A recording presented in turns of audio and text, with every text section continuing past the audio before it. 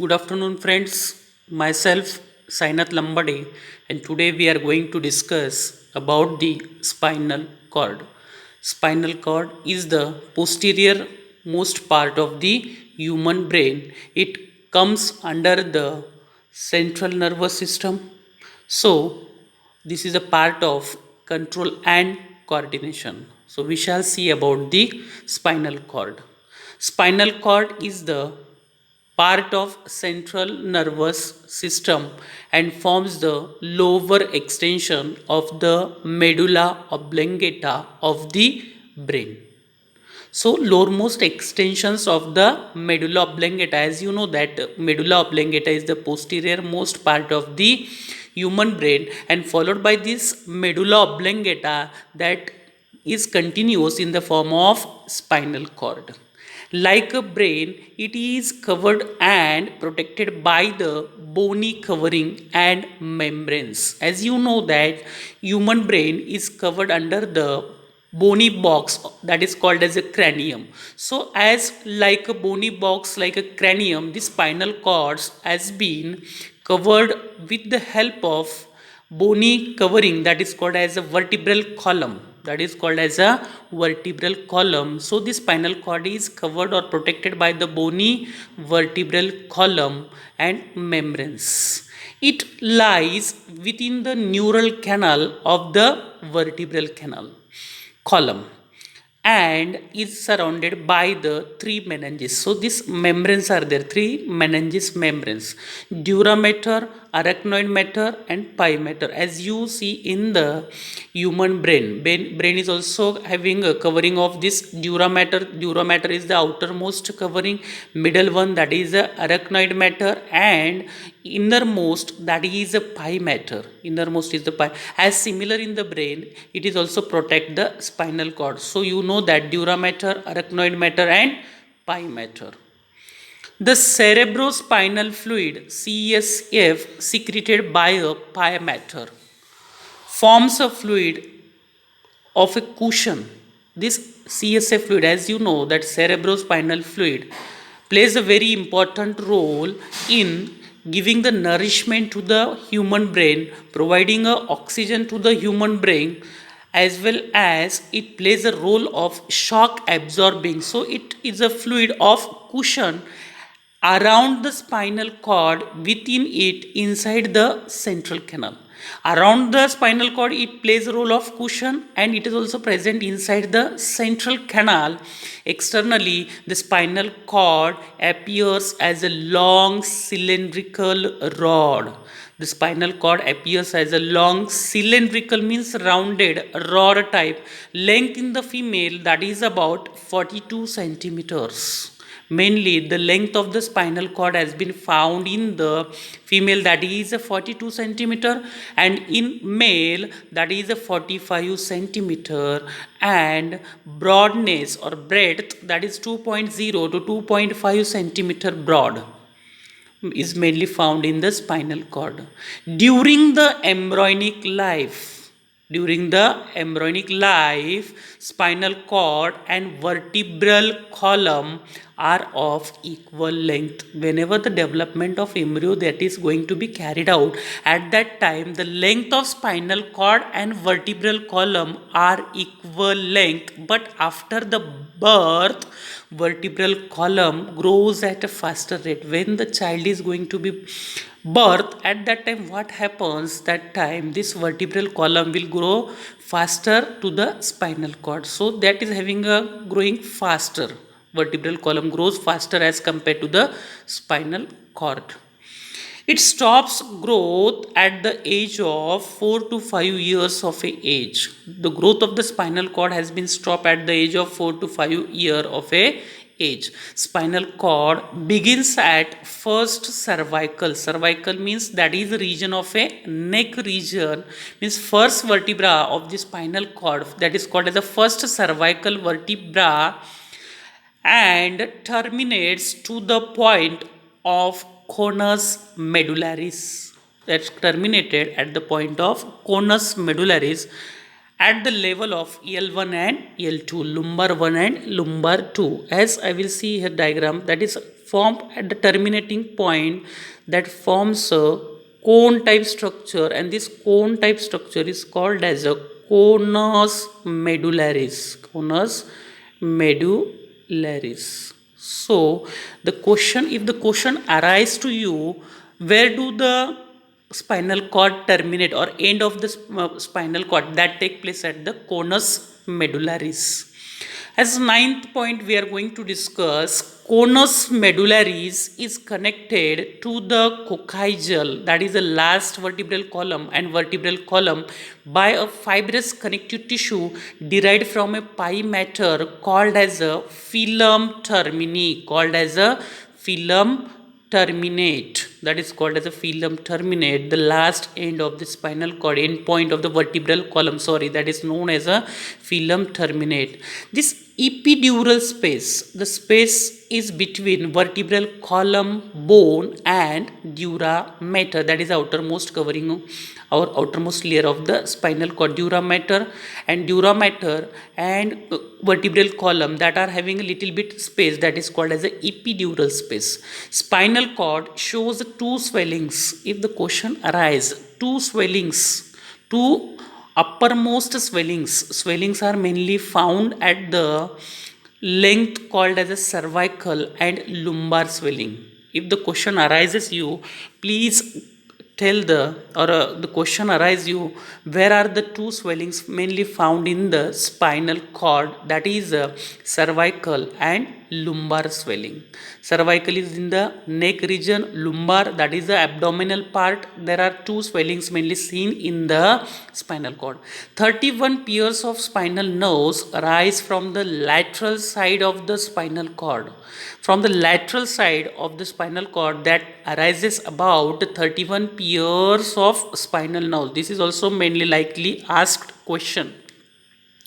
These nerves are concentrated in the region of cervical and lumbar. The nerves are mainly found concentrated. More nerves are seen at the two regions. Which are those two regions? That is the cervical region and lumbar region, swelling around the conus medullaris. A bunch of nerve in the hind part, means last part of the spinal cord, along with the filum terminate, appear like a horse tail. That appears like a horse tail, so called as a cauda equina. That is called as a, cauda means horse, cauda like horse, tail, equina means tail.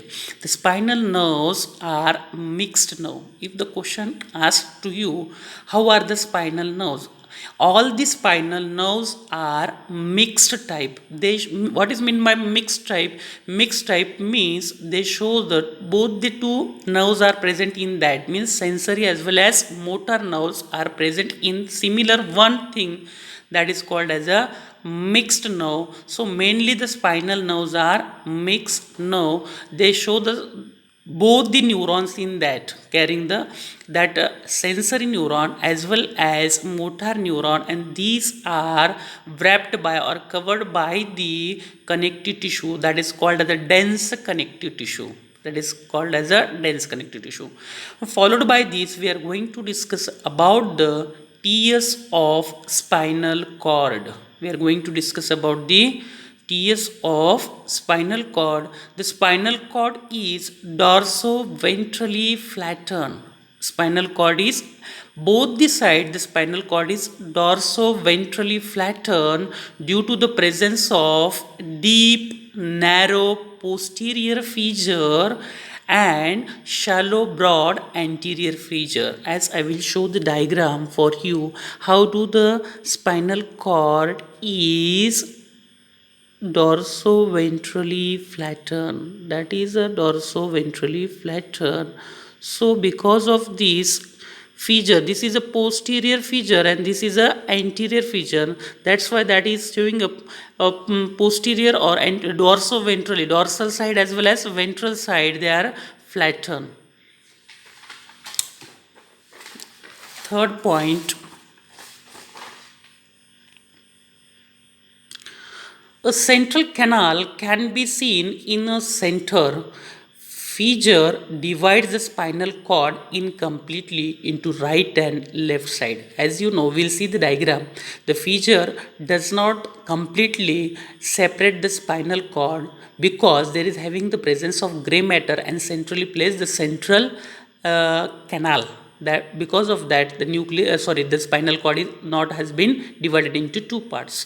Gray matter is somewhat EH shaped. Gray matter is mainly found in the middle, that shows like a EH shape or butterfly shape in the inner side, and white matter on the outer side. Fissures divides the gray matter into six horns. These fissures divides the gray matter into six horns, while white matter is divisible into six columns, or that is called as a funiculi. That is called as a funiculi, namely dorsal, lateral, and ventral funiculi. How many funiculis are there? Dorsal funiculi, lateral funiculi, and ventral funiculi. As similar to that, how many horns are there? Dorsal horn, ventral horn, and lateral horn. The dorsal ventral horn extend out of the spinal cord respectively. The dorsal horn and ventral horn are going to come outside that spinal cord.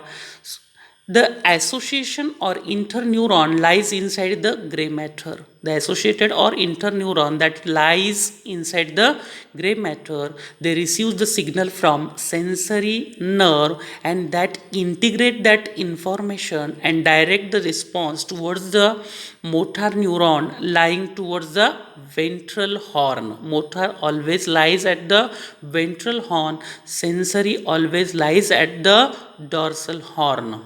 The lateral horns have a neuron of autonomic nervous system. If this is a question, very good question that may be asked in the NEET or CET or in the board examination, that the lateral horns have a neuron of autonomic nervous system, ANS. The nerves arising from this neuron emerge out from the ventral root only.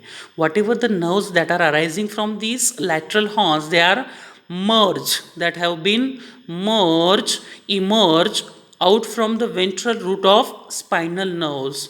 White matter consists of mainly of bundles of myelinated nerve fiber called as a ascending and descending tract. Now we'll see that white matter of the spinal cord consists of two things. Ascending tracts will from downside to the upper side, that are having the presence of sensory neuron and conduct the impulse from the spinal cord to the brain. What does do this ascending tract? That will conduct the impulse from the spinal cord to the CNS, central nervous system, or brain. Descending tract consists of only motor neuron. They consist of only motor neuron, and they will conduct the impulse from the brain to the lateral and ventral funiculi of the spinal cord. So we'll see the diagram of the transverse section of the spinal cord. If we'll take the cut section of the spinal cord, we'll see like this. This EH shape, that is having a presence of EH shape, that is having gray matter. That is called as a gray matter, that is mainly present inside. Middle there is having the presence of gray matter that gives a shape like a EH structure that look like a butterfly shaped. So this is having a centrally present canal, central canal, or that is also called as a neural canal. That is also called as a neural canal, central canal, and also that may be called as a neural central canal. Posterior median fissure. This is a posterior most median fissure, medially passed fissure, and this is a anterior median fissure. This is a anteriorly median fissure present, and these are the dorsal horns at the back side of our spinal cord. They are called as dorsal horn. This is the front side of our body, that is called as the ventral horns. Dorsal horns all the time carries this will come out as a sensory neuron, sensory neuron, and here from that will arise of motor neuron, motor neuron. So dorsal side, that will be all the time presence of sensory neuron, and from the ventral side, that are the presence of ventral neuron. So posterior median feature, this is partition posterior median feature, this is the anterior median feature, and this is called as a partition of between this posterior median septum. Septum means partition. So this gray matter has been formed 6 horns. These are the dorsal horn 1, 2. These are the lateral horns 3, 4, and these are the ventral horn 5, 6. And this white matter have been, our median feature have converted this white matter into 6 column 1, 2, 3, 4, and 5, 6. So this white matter gives us 6 columns or funiculus. So lastly, what are the function of the spinal cord? The function of the spinal cord is the main center for the most reflex actions. It provides a pathway for conduction of impulse to and from brain. It provides a nervous connection to the many parts of the body. So thank you.